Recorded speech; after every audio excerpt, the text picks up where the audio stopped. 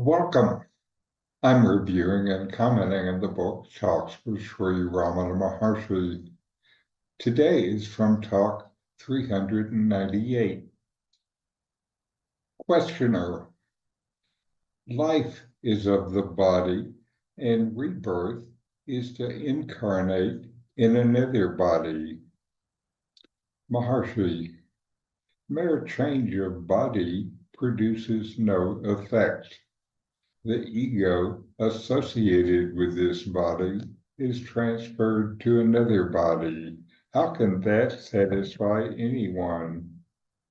Moreover, what is life? Life is existence, which is yourself. That is life eternal. Otherwise, can you imagine a time when you are not? That life is now conditioned by the body, and you wrongly identify your being with that of the body. You are life, unconditioned. These bodies attach themselves to you as mental projections, and you are now afflicted by the I am the body idea. If this idea ceases, you are yourself. When or how were you before being born? Were you in sleep? How were you?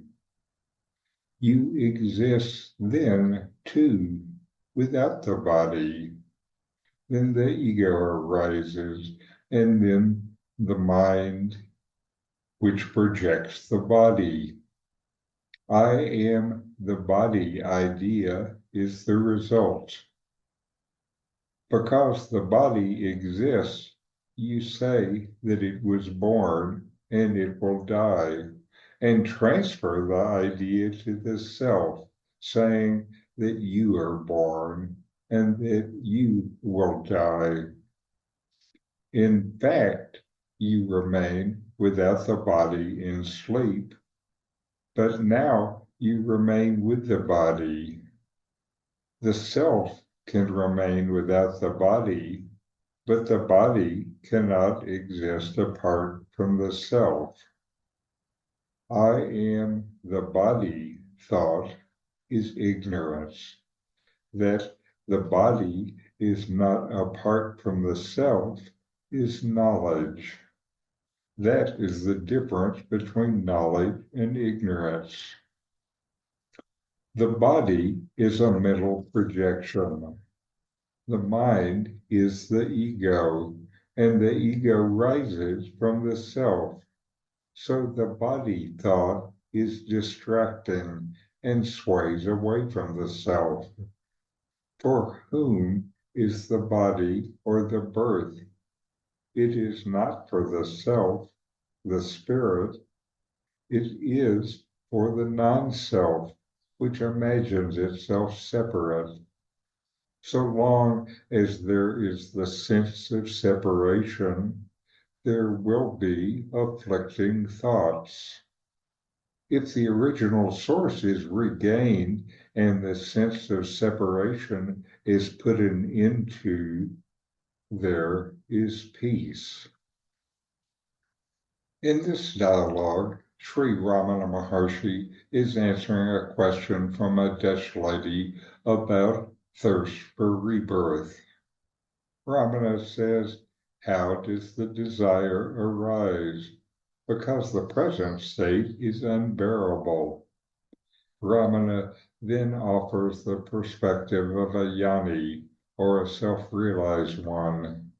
He presents an argument regarding the nature of the self and the journey of realization.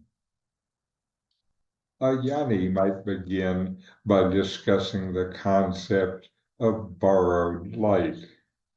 If the light, metaphor for consciousness or knowledge, is borrowed, it implies that there is a source from which it originates.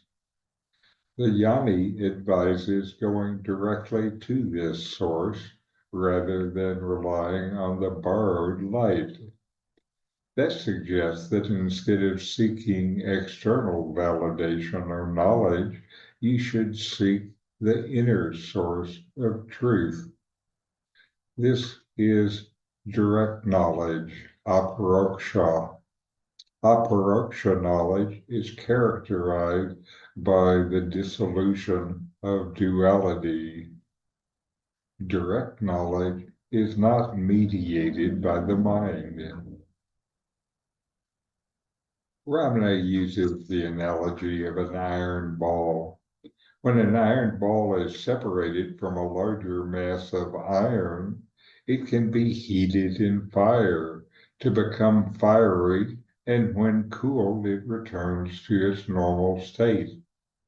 However, to rejoin with the original mass, it must be made fiery again.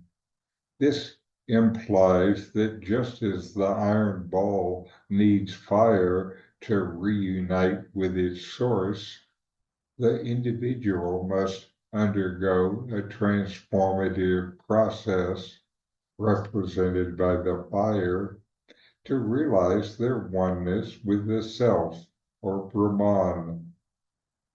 This says that intensity of practice is needed.